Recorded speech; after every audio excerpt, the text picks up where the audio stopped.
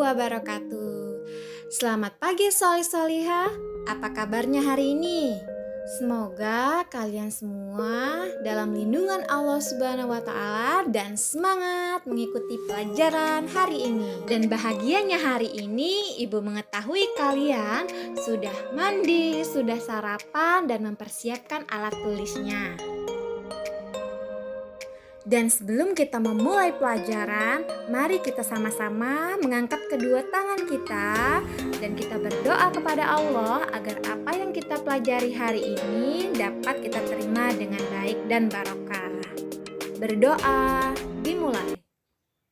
Bismillahirrahmanirrahim. Raditu billahi rabba wa bil islami dina wa bi muhammadin nabiyyan wa rasula rabbi zidni ilma warzuqni fahma amin. Di video kali ini yang kita pelajari ada di buku tema 1, subtema 1 tentang tumbuhan sahabatku. Dan materi pada hari ini untuk mata pelajaran bahasa Indonesia yaitu mencari ide pokok dalam sebuah paragraf. Sedangkan materi dari SBDP yaitu mengetahui teknik-teknik pembuatan patung yang terdapat di dalam KD 3.1 dan 3.4. Nah, setelah anak-anak menyimak video ini, kalian dapat mengidentifikasi ide pokok dan kalimat penjelas dalam sebuah paragraf. Kemudian, kalian dapat memahami teknik-teknik pembuatan patung. Baiklah Solih-Solihah, pada hari ini kita akan menentukan ide pokok dalam sebuah paragraf. Oke, let's go! Mengenai materi ide pokok, pastinya kalian sudah belajar ya di kelas 4 dan 5. Dan di kelas 6 ini kita akan mempelajari ide pokok lebih dalam lagi. Ide pokok adalah ide atau gagasan yang menjadi pokok pengembangan paragraf. Ide pokok ini terdapat dalam kalimat utama. Dan nama lain dari ide pokok yaitu pokok pikiran, gagasan utama, pikiran pokok, dan pikiran utama. Jadi, jika anak-anak semua mendapatkan soal yang menanyakan tentang pikiran pokok dari paragraf atau gagasan utama dari paragraf, itu sama saja menanyakan tentang ide pokok. Dan dalam satu paragraf hanya ada satu ide pokok. Baik, sebelum Ibu menjelaskan tentang kalimat utama, Ibu Guru akan mengingatkan kalian kembali tentang paragraf. Nah, paragraf adalah kumpulan dari beberapa kalimat dari suatu teks bacaan. Seperti apa sih awal paragraf? Nah, setiap awal paragraf biasanya ditandai dengan adanya bagian yang menonjol ke dalam atau masuk ke dalam teks. Baik, sampai sini kalian sudah paham ya dengan paragraf. Oke, kita lanjut ke gagasan pokok. Gagasan pokok dapat ditentukan dengan cara melihat kalimat utama. Dan kalimat utama bisa terletak di awal, di akhir, atau campuran awal dan akhir paragraf. Tapi biasanya kalimat utama paling sering terletak di awal paragraf ya. Jika kalimat utama di akhir, terdapat ciri-cirinya, yaitu ada kata jadi, dan, oleh sebab itu, dan dengan demikian, yang mengandung kata-kata kesimpulan. Oke, kita lanjut melihat contohnya langsung. Baik, di sini terdapat sebuah paragraf. Ibu akan membacakannya. Buah tomat memiliki banyak manfaat untuk tubuh. Buah tomat dapat dijadikan sebagai masker wajah. Tomat juga dapat dimanfaatkan untuk menjaga-jaga kesehatan kulit. Selain itu, tomat juga bisa membantu mencegah kanker dan untuk kesehatan jantung. Nah, dari sebuah paragraf ini, kira-kira kalimat utamanya mana? Intinya yang mana? Dan paragraf ini lagi ngomongin apa ya? Baik, berarti kalimat utamanya ada di awal paragraf atau awal kalimat.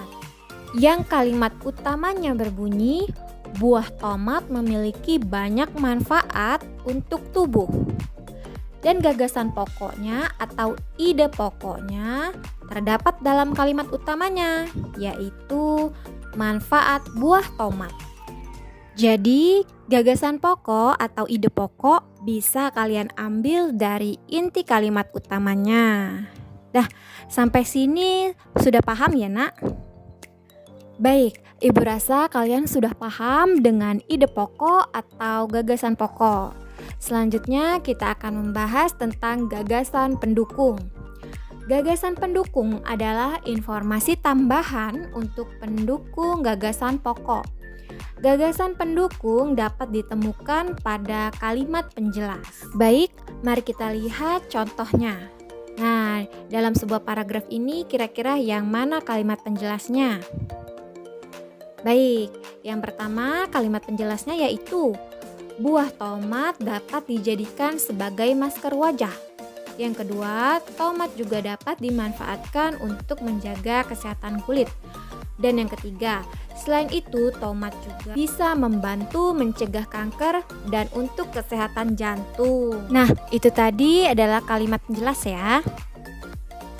Baik, sekarang kita menentukan gagasan pendukungnya. Gagasan pendukung kita ambil dari kalimat penjelas yang tadi. Yang pertama, manfaat tomat untuk wajah yang terdapat di dalam kalimat penjelas yang pertama. Dan yang kedua, manfaat tomat untuk kulit yang terdapat di dalam kalimat penjelas nomor 2. Dan yang ketiga, manfaat tomat untuk mencegah kanker dan kesehatan jantung yang terdapat di dalam kalimat penjelas nomor 3. Nah, seperti itu ya, Nak. Jadi, gagasan pendukung itu dapat ditentukan dari kalimat penjelasnya. Nah, berdasarkan letak kalimat utamanya, paragraf dibedakan menjadi 2 jenis, yaitu paragraf deduktif dan paragraf induktif.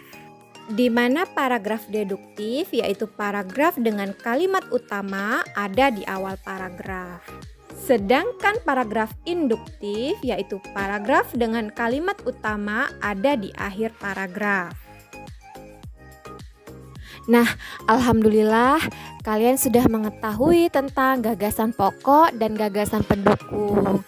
Jadi kalau ibu guru kasih soal, insya Allah kalian pasti bisa mengerjakannya. Baik, sebelum ibu guru kasih soal tentang ide pokok, kita lanjutkan materi SBDP. Teknik-teknik pembuatan patung. Pembuatan patung disesuaikan dengan bahan yang digunakan.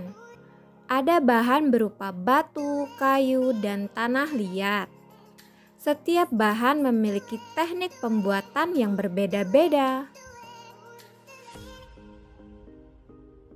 Oke, berikut ini teknik-teknik pembuatan patung. Teknik membutsir. Bisa dilihat di gambar ya solih-solihah.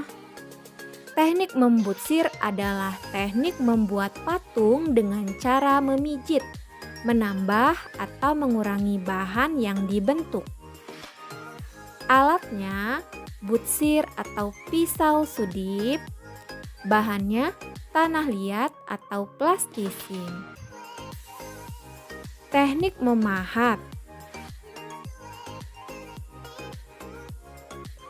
Teknik memahat adalah teknik mengurangi bahan dengan cara dipahat pada bahan yang digunakan. Alatnya adalah pahat dan palu. Bahannya kayu atau batu. teknik mencetak. Dapat terlihat gambar yang jelas ya nak? Teknik mencetak dibedakan menjadi dua jenis, yaitu teknik cetak tuang dan cetak tekan.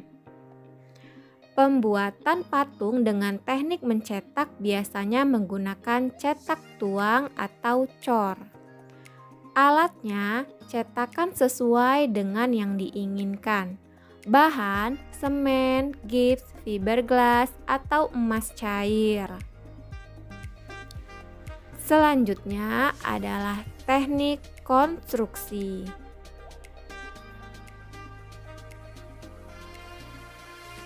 Teknik konstruksi digunakan dengan cara menyusun atau membangun bahan. Cara menyusunnya dapat dilakukan dengan membuat kerangka terlebih dahulu.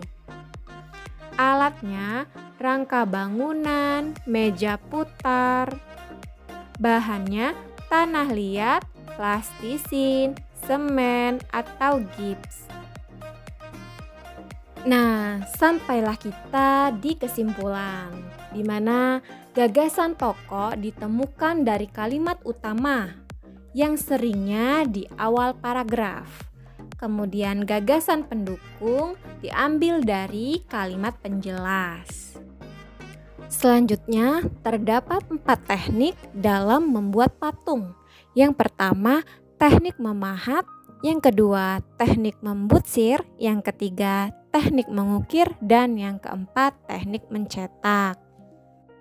Oke, setelah kesimpulan, tiba saatnya anak-anak mengerjakan tugas. Tugas terdapat di buku 6A halaman 27 nomor 4 tentang bacalah cuplikan laporan berikut. Dan petunjuk cara mengerjakan tugasnya yaitu yang pertama, tentukan ide pokok setiap paragraf.